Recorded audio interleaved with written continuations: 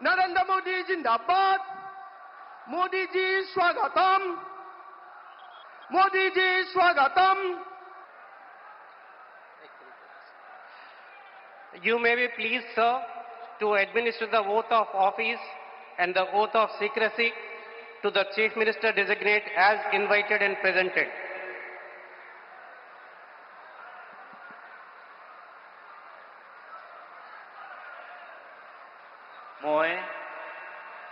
মই শ্ৰী হিমন্ত বিশ্ব শৰ্মা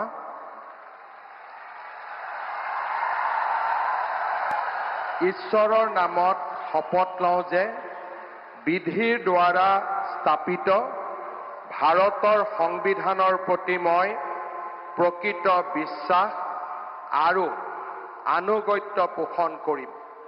মই ভাৰতৰ সাৰ্বভৌমত্ব আৰু অখণ্ডতা অক্ষুণ্ণ ৰাখিম।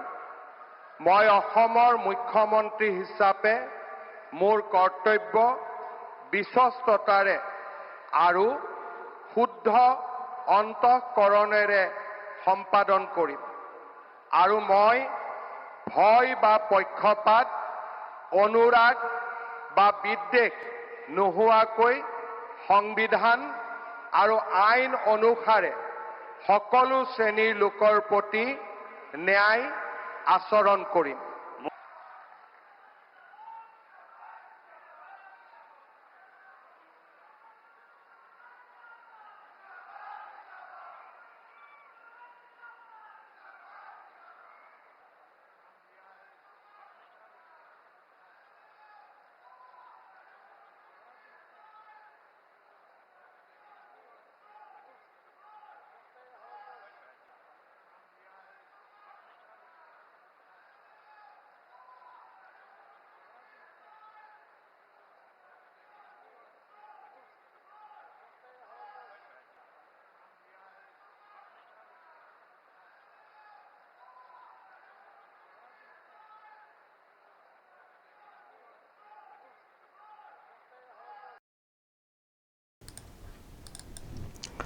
দর্শক দেখছেন আজকে আসামে শপথ গ্রহণ অনুষ্ঠান হয়েছে। সেখানে হিমন্ত বিশ্ব শর্মা নতুন করে মুখ্যমন্ত্রী হিসেবে শপথ নিয়েছেন এবং গোটা দেশে বিজেপির যারা আছেন মুখ্যমন্ত্রী তারা সকলেই প্রায় ওখানে গিয়েছিলেন এবং দেখতেই পাচ্ছেন মঞ্চ একেবারে ভর্তি।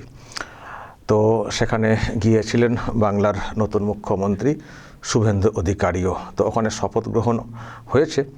তারপরে যেটা লক্ষণীয়, যখন প্রধানমন্ত্রী মঞ্চ ছাড়ছেন নমস্কার করতে করতে যখন যাচ্ছিলেন, যেই শুভেন্দু অধিকারীকে দেখেছেন থমকে দাঁড়িয়েছেন, দাঁড়িয়ে কিছু কথা বলেছেন। দেখুন আরও অনেকে আছেন, আমি এদিক থেকে দেখাইনি, এদিক থেকে মানে পুরো মঞ্চে তো লোক, মানে মুখ্যমন্ত্রী আছেন, কেন্দ্রীয় মন্ত্রী আছেন, অনেকে আছেন, শাহ আছেন, পুরো লাইনটাতে এক গতিতে গেছেন। কিন্তু যেই শুভেন্দু অধিকারীকে দেখেছেন থমকে দাঁড়িয়েছেন। একমাত্র শুভেন্দু অধিকারীর সামনে দাঁড়িয়ে উনি কিছু কথা বলেছেন। এখন নিশ্চয়ই কৌতূহল কী কথা হয়েছে।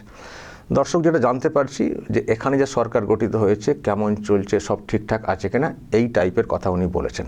শুভেন্দু অধিকারীও বলেছেন হ্যাঁ সব ঠিকঠাক বাড়িয়া, তো ভালো করে চলুক, কাজ করুন, এই বার্তা শুভেন্দু অধিকারীকে দিয়েছেন নরেন্দ্র মোদী। দেখুন এটা ঠিক যে বাংলাতে নতুন সরকারটা এসছে অনেক কষ্টের, মানে ওনারা প্রচুর পরিশ্রম করেছেন। নরেন্দ্র মোদী নিজে কত পরিশ্রম করেছেন দেখেছেন, রাত থেকেছেন, সভা করেছেন, র্যালি করেছেন, কত ভিড়, কত গরম, তার মধ্যে প্রোগ্রাম করেছেন, প্রচণ্ড খেটেছেন, উনি খেটেছেন, শাহ খেটেছেন। বিজেপির একটা টার্গেট ছিল এই পশ্চিমবঙ্গটাকে ক্ষমতায় নেওয়া। এটা শুধুমাত্র পশ্চিমবঙ্গের জন্য না, গোটা দেশের জন্য। এই যে আসামে বিজেপির সরকার আছে, আসামের কত ভালো হয়ে গেছে, ওখানকার সিকিউরিটি কত আঁটাসাঁটা হয়ে গেছে, ওখান দিয়েও কিন্তু প্রচুর অনুপ্রবেশ হতো, অবৈধ অনুপ্রবেশ, সেসব তো প্রায় বন্ধ হয়ে গেছে। কিন্তু বাংলার একটা বড় অংশ, মানে একটা যেহেতু মানে বাংলার বর্ডারটা একটা বিরাট বাংলাদেশের সঙ্গে, ফলে এখান দিয়ে সব অবাধ যাতায়াত মানে করার একটা সুযোগ ছিল। কারণ যেহেতু পুরো কাঁটাতারটা নেই, জমি না দেওয়ার কারণে অনেক জায়গায় তো কাঁটাতার ছিল না। তো এদিক দিয়ে এবং এবং এবং এখানকার একটা র্যাকেট কাজ করতো, র্যাকেটকে সহযোগিতা করা হতো কার্যত শাসকের তরফ থেকে। লোকাল যারা থাকেন নেতা, তারা এগুলোকে হেল্প করতেন। এর জন্যে বিএসএফ কত আর মারতে ছুটবে নাকি, কত তাকিয়ে থাকবে? একটা কাঁটাতারের বেড়া থাকবে, পাশ দিয়ে রাস্তা থাকবে, টহলদারি হবে, তবেই তো সেটা ঠিকঠাক না। তো সমস্যা হচ্ছিল। তো আসাম টাসাম সব টাইট হয়ে গেছে, কিন্তু বাংলায় হচ্ছিল না। তো বাংলায় এখন বিজেপি সরকার এসছে, এটা একটা স্বপ্ন পূরণ বিজেপির কাছে। এবং শুভেন্দু অধিকারী মুখ্যমন্ত্রী হয়েছেন, তাকে দায়িত্ব দেওয়া হয়েছে, ফলে খোঁজখবর তো নেবেনই না। উনি শপথে এসেছিলেন, শপথে এসে বুকে জড়িয়ে ধরেছিলেন শুভেন্দু অধিকারীকে, আবার সামনাসামনি দেখা হয়েছে ওখানে শপথের পরে। তো খোঁজ তো নেবেনই না। অনেক অনেক অনেক স্বপ্নের, কিন্তু আবারও বলছি, বাংলাকে দখল করা, বাংলায় ক্ষমতায় আসা। আর এটা ঠিক যেমন বাংলার খোঁজ খবর নেওয়া, বাংলার ব্যাপারে, সরকারের ব্যাপারে, তেমনি শুভেন্দুর প্রতি আমি দেখেছি নরেন্দ্র মোদী, শাহ, এদের একটা আলাদা একটা আলাদা ভক্তি, মানে একটা আলাদা একটা আছে, মানে খুব ভালোবাসেন, এক কথায় বললে যা দাঁড়ায়। এই শুভেন্দু অধিকারীকে শাহ এবং মোদী একটা অন্য চোখে দেখেন, একটা ভরসা বিশ্বাসের জায়গায় দেখেন। আমি দেখেছি এখানেও যখন দেখেছেন প্রোগ্রাম করতে আসতে, তখন যখন শুভেন্দু অধিকারীর নামটা নিতেন, একটা অন্য টোনে নিতেন। আর শুভেন্দু অধিকারীর নাম মানে উচ্চারণ হলেই তো একটা ওয়েভ উঠতো। আর এখানে লক্ষ্য করলেন, যখন হিমন্ত বিশ্ব শর্মার নামটা উচ্চারিত হলো, কেমন একটা ওয়েভ উঠলো। হিমন্ত বিশ্ব শর্মা, শুভেন্দু অধিকারী, এনারা খুবই ক্লোজড, অনেক আগে থেকেই খুবই ক্লোজড, বন্ধুর মতো, আপনারা দেখেছেন।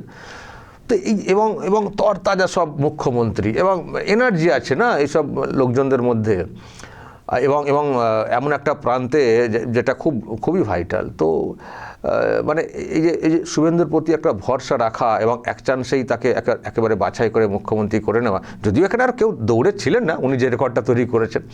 এবং সেটাও একটা মানে এই যে নরেন্দ্র মোদী এবং শাহের কাছে এতটা গুরুত্ব কেন পান শুভেন্দু অধিকারী? এক তো তার আরও অন্যান্য কাজের ব্যাপার তো আছেই, তার সঙ্গে এই রাজ্যের মুখ্যমন্ত্রীকে দুবার হারিয়ে দিলেন, নিজের ঘরে এবং মমতা ব্যানার্জির ঘরে হারিয়ে দিলেন। মানে এটাও তো ওনাদের কাছে মানে অবাক করে দিয়েছে না বিষয়টা, যে মানে আমি জানি না, নরেন্দ্র মোদী বলেছিলেন যে ভবানীপুরে জিতবো, তো পলিটিক্যাল ভাষণে বলতে হয়, নরেন্দ্র মোদী একবার বলেছিলেন যে ভবানীপুরে জিতবো, কিন্তু সত্যি যে জিতে যাবেন, সত্যি যে শুভেন্দু অধিকারী হারিয়ে দেবেন, এটা হয়তো আমার মনে হয় ভাবেননি। তো ফলে এই যে রেকর্ড, এ তো গোটা দেশের কাছে একটা হয়ে গেছে না, যে মুখ্যমন্ত্রীকে হারিয়ে দিয়েছেন শুভেন্দু অধিকারী, ফলে আলাদা একটা গুরুত্ব পেয়ে গেছেন। তো সেই জন্যে শুভেন্দুকে দেখলেই যেন শাহ কিংবা মোদী একটা আলাদাভাবে একটু গুরুত্ব দেওয়ার চেষ্টা করেন। এবং সরকার যেহেতু এসছে, মুখ্যমন্ত্রী হয়েছেন, ফলে তার একটা আলাদা যোগাযোগের তো ব্যাপারটা আছেই। তো যাই হোক দর্শক, এই চিত্রটা আমাদের ভালো লেগেছে, যে বাংলার মুখ্যমন্ত্রী শুভেন্দু অধিকারী, একমাত্র দেখলাম গোটা স্টেজে আরও সব মুখ্যমন্ত্রী আছেন, তাদের মধ্যে একমাত্র বাংলার মুখ্যমন্ত্রীকে দেখেই প্রধানমন্ত্রী থমকে দাঁড়িয়েছেন এবং কিছুটা কথা বলেছেন। একমাত্র বাংলার মুখ্যমন্ত্রীকে দেখে কথা বলেছেন, বাকি কারোর ক্ষেত্রে কিন্তু এই সময় মানে এতটা সময়, বা যাই মুখ্যমন্ত্রী মানে প্রধানমন্ত্রীর সময়ের তো একটা ভ্যালু আছে, মানে এইভাবে কাউকে, যারা দেখেছেন পুরো ভিডিও দেখবেন, হিমন্ত বিশ্ব শর্মা ওখানে শপথ নিয়েছেন, ওনাকে তো একটা আলাদা গুরুত্ব দিতেই হবে, যেহেতু শপথ নিচ্ছেন ওখানকার মুখ্যমন্ত্রী হিসেবে। বাকি যারা স্টেজে ছিলেন, কারোর সঙ্গে এতটা এইভাবে সে কুশল বিনিময় বলুন, বা কথা একটা আন্তরিকতা বিনিময় বলুন, যাই বলুন না কেন, বাংলার মুখ্যমন্ত্রী ছাড়া কারোর সঙ্গে কিন্তু এরকম করেননি। তো দেখা যাক, শুভেন্দু অধিকারীর কাছেও একটা বড় চ্যালেঞ্জের যে ভরসা রেখেছে দল, সেই ভরসা অনুযায়ী উনি কাজ করে দেখাতে পারেন কিনা। তবে ওনার মধ্যে যা জেদ আছে, দিনরাত তো এটা নিয়ে ভাবছেন, আমি তো লক্ষ্য করছি মানে উনি কতক্ষণ, এমনিতেই আগে বেশি ঘুমাতেন বলে তার মনে হয় না। আমি তো আগেও বলেছি, 12টার সময় দেখতাম হোয়াটসঅ্যাপে অন আছেন। তো এখন জানি না, এখন তো ওনার কাছে একটা ড্রিম হয়ে গেছে না, স্বপ্ন হয়ে গেছে না। তো মানে কতটা কি নিজের প্রতি যত্ন নিচ্ছেন সেটা জানি না, কিন্তু কাজের খুবই জেদি। উনি বলেছেন ঘনিষ্ঠ মহলে যে দেখুন না আমি কি করি, আর ওনার উপর সত্যি দল এতটা ভরসা রেখেছে, ফলে ওনাকে করতেই হবে। তবে একটা কথা বলবো দর্শক, করার কিন্তু প্রচুর অপশান আছে, প্রচুর সুযোগ আছে, কারণ ব্যাকআপটা হচ্ছে বিজেপি, একটা এত বড় দল, তাদের সরকার আছে কেন্দ্রে, ফলে কাজের কিন্তু একটা বিরাট সুযোগ আছে। মানে এটা দেখুন, শুভেন্দু অধিকারী খুবই সংকটে পড়ে গেছিলেন, দল বদল করে এসে তৃণমূল কংগ্রেস যা শুরু করেছিল, পুরো শেষ করে ফেলার মতো, মেরে ফেলার মতো অবস্থা হয়ে গেছিলো। তো কিন্তু দেখুন কীভাবে মানে চাকাটা ঘুরে গেল। যারা এইসব করছিলেন তাদের বাড়ির সামনে এখন সব লোকে হিসি করছেন, দেখছেন তো? যারা এইসব করছিলেন শুভেন্দুকে জব্দ করার জন্য তাদের বাড়ির সামনে এখন সবাই হিসি করছেন। পাশা কেমন পাল্টে গেছে দেখুন। আর যাকে জব্দ করার চেষ্টা তিনি এখন মসনাদে বসে গেছেন।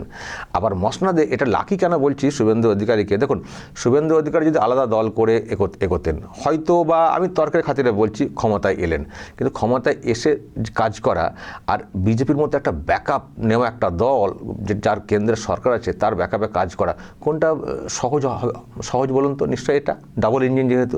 ফলে এই আর একটা কথা, বিজেপির তাগিদও আছে। আমি আগেও বলেছি, আগামী দিনেও বলবো, এটা আপনারা নিশ্চয়ই বুঝতে পারছেন। 2029-এর লোকসভা যে ভোট আছে সেখানে কিন্তু বাংলা থেকে একটা বড় আশা করছে বিজেপি।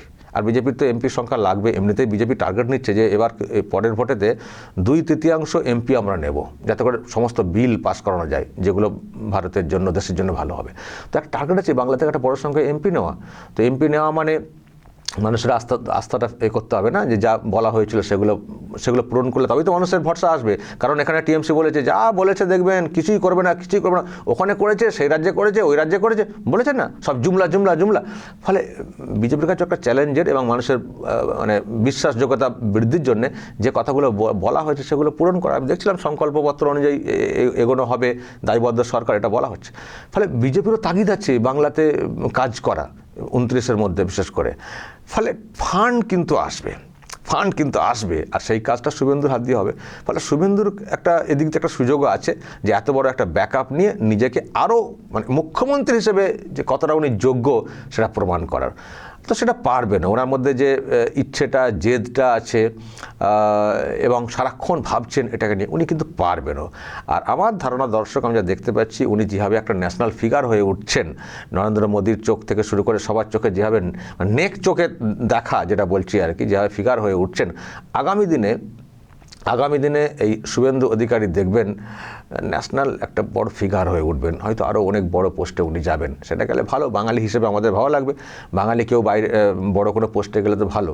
আর এক বাঙালি ছিলেন তো, তিনি তো ভারত নিজের মেয়েকে চাই বলে একটা চেষ্টা করছিলেন, বাংলা নিজের মেয়েকে চাই বলে এখানে এসে ওখানে এমন ভাব দেখালেন 21-এর পরে যেন এক্ষুনি প্রধানমন্ত্রী হয়ে যাবেন। আর কি হলো, না ওদিকে হলো না এদিকে হলো, এখন ডুবে যাচ্ছেন।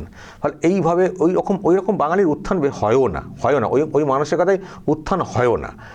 তো একটা সময় মুভমেন্ট করেছিলেন, মানুষের নজরে এসেছিলেন, কিন্তু এতটাই খারাপভাবে ওনার এটা পতনটা হলো। আবার বলছি, শুনছেন তো ওনার পিসি ভাইপোর বাড়ির সামনে সব কী সব চলছে। এখন মিনিমাম সম্মানও মানুষ দিচ্ছেন না, মিনিমাম সম্মানও মানুষ এখন দিতে পারছেন না, আসছে না মন থেকে। ওই রকম হলে ওই রকমই হবেন। কিন্তু শুভেন্দু অধিকারী আবার মনে হয় ওনার যা স্ট্রেংথ আছে, বয়সও আছে, উনি পারবেন ন্যাশনালি একজন ফিগার হয়ে ওঠা। আপাততভাবে বাংলাটাকে বাঁচান, বাংলাটাকে একটু ভালো করে করুন।